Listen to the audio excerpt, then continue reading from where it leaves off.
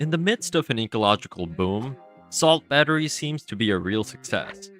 But is their future as promising as advertised? We'll find out in the rest of this video. Many environmentally friendly alternatives to polluting fossil fuels are becoming increasingly popular.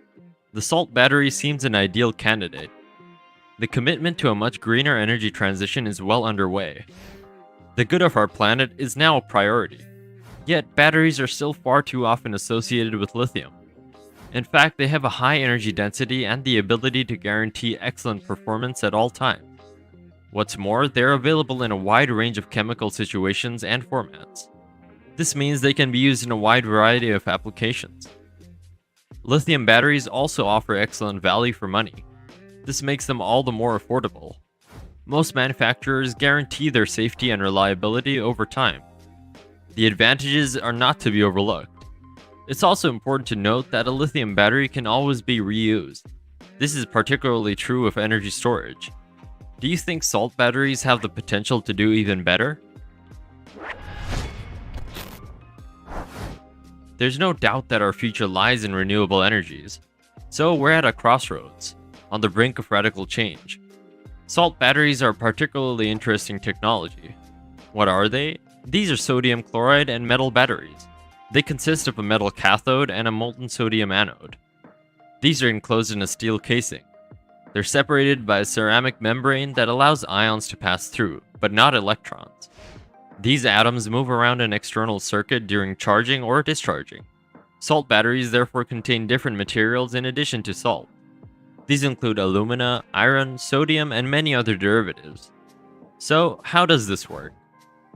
In the discharge phase, the active materials are sodium chloride and metal powders, mainly nickel-based. In the charging phase, these materials are converted into sodium chloride and metal. The solid-state electrolyte is alumina. It transports sodium ions and provides insulation between anode and cathode. However, the cells must be heated to a temperature of around 250 degrees Celsius. This is one of the characteristics of salt batteries. Sodium chloride has to be melted before it can be used.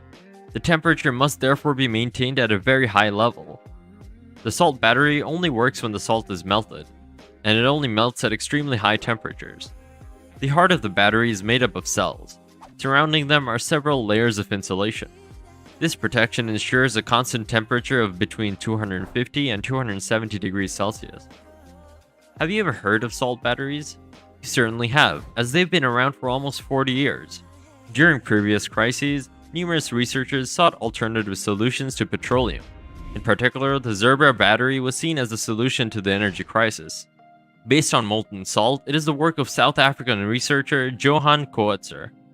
Over time, this battery attracted the attention of many manufacturers, but without any real success. However, the company still exists and continues to produce sodium metal chloride batteries. Why is this principle so appealing? Molten salt batteries are made from readily available raw materials of natural origin.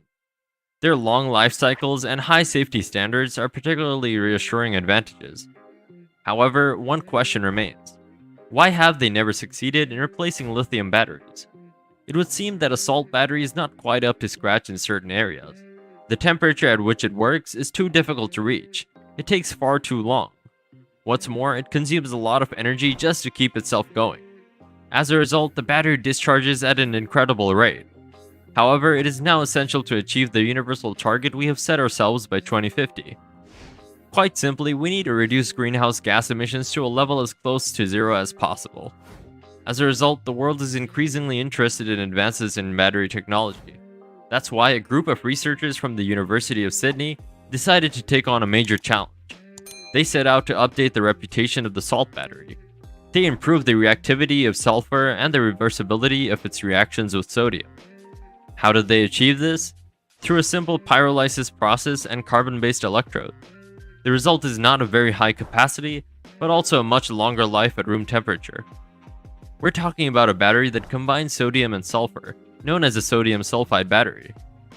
Its capacity would be significantly higher than that of lithium-ion cells.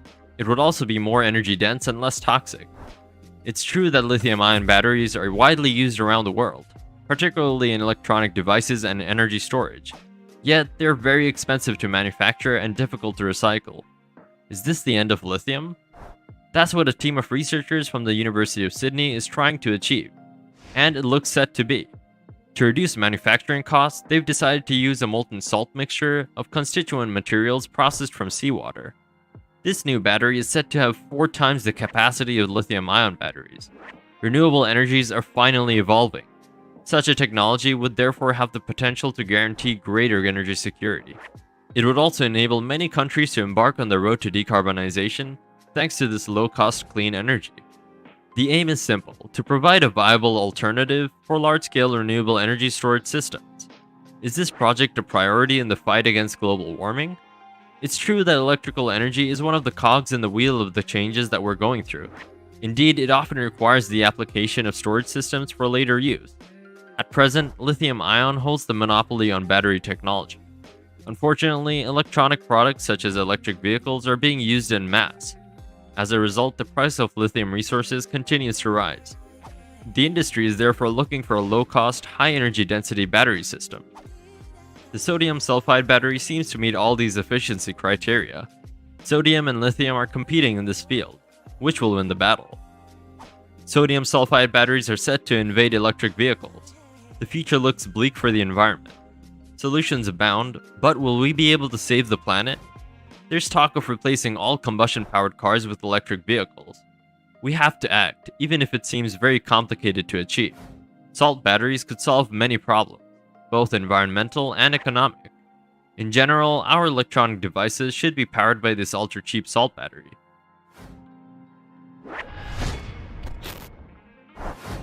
However, renewable energies are not regular enough, so storage elements are needed. Unlike lithium, salt batteries are part of a system to protect our land.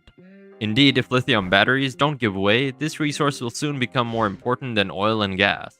By 2030, we'll need 18 times more lithium. By 2050, we're talking about 60 times the current rate. What's more, these metals have a cost, not least in environmental terms. Lithium mining can lead to water shortages, loss of biodiversity, damage to ecosystem functions, and soil degradation. The sea salt battery alternative therefore seems to be the right one. Certainly, this resource is available everywhere, all the time. Are we on the threshold of greater energy security? Is the transition of decarbonization really underway? Is the salt battery the technology of the future we need? Don't hesitate to give us your opinion by leaving us a comment below. We look forward to hearing from you. See you soon on aTech.